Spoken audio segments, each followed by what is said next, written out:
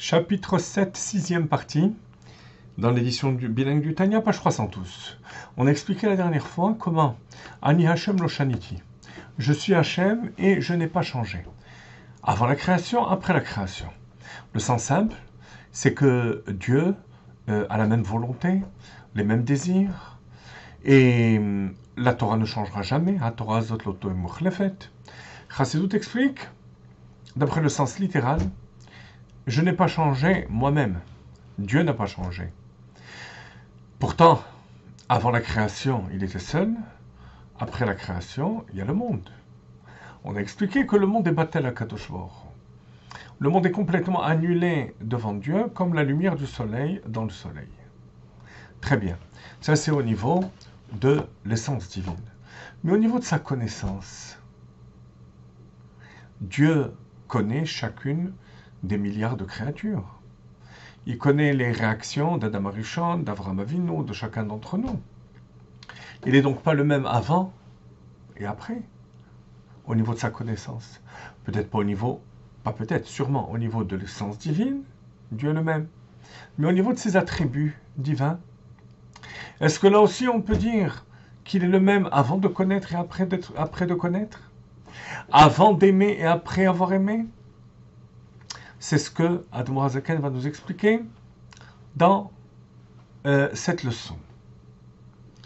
Velo bedato, effectivement, sa connaissance aussi n'est pas modifiée.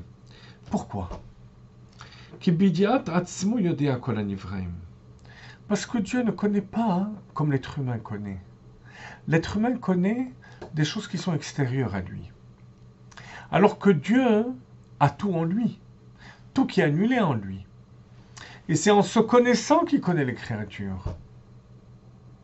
Donc il ne reçoit rien et il n'a aucune émotion, même intellectuelle, de ce qu'il reçoit, puisque tout est en lui.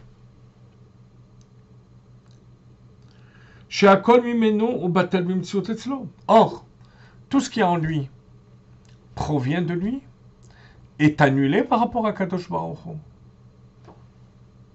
On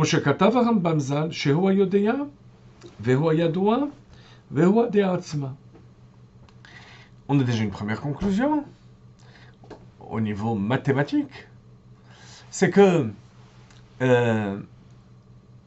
puisque les créatures ne sont rien et que cette connaissance est intérieure, vous voyez, si elle était extérieure, même s'ils ne sont rien, mais ils existent quand même, donc il y a une modification. Là, ils sont à l'intérieur, donc la connaissance de Dieu n'est pas modifiée. Et en plus de ça, ils ne sont rien à l'intérieur de lui. Ils sont battels à Dieu. Donc même au niveau de sa connaissance, il n'y a pas de modification. Le Rambam dit que Dieu est le connaisseur, la chose connue et la connaissance. Ce qui n'est pas le cas chez l'être humain. Il y a le connaisseur, l'être humain, qui a la connaissance, l'intellect, l'intelligence, qui lui permet de saisir la chose connue. Enfin, l'intelligence, le système de la chose connue. C'est pour ça qu'il y a une différence avant qu'ils connaissent, après qu'ils connaissent.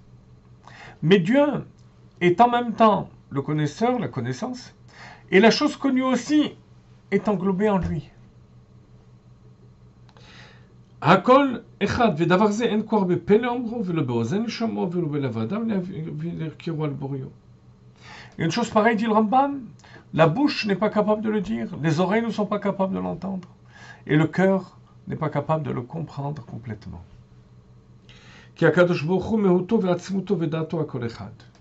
Que l'essence de Dieu et sa connaissance ne forment qu'une seule entité. Une seule de manière absolue. Vous voyez, il ne s'agit pas d'une unité qui est constituée de différents éléments. C'est une unité absolue. Et pourtant, il s'agit de la connaissance du connaisseur, de la chose connue, de l'essence de Dieu. Ben, ça, l'être humain n'est pas capable de comprendre. Il accepte par la Emouna. Et rappelez-vous que la Emouna, c'est encore supérieur, c'est encore plus haut que l'intelligence.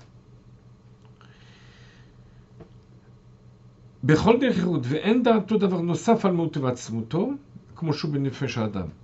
Et c'est pas comme au niveau de l'âme de l'individu, chez Da'ata d'avoir nosaf al meruta.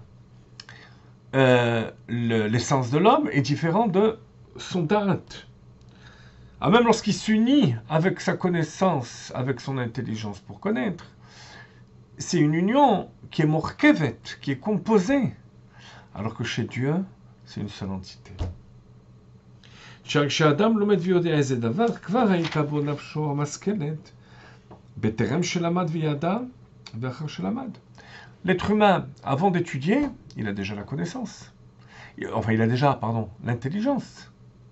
Donc, ce qu'il va comprendre par la suite, c'est une chose à laquelle il va adhérer par son intelligence. Mais ça reste deux choses qui s'unissent, et non pas une seule entité. Toute la vie de l'homme se déroule de cette manière, les jours après les jours, les années après les années. Ce n'est pas une unité absolue, l'amour kevet, mais composée. Mais Dieu, qui est une unité absolue,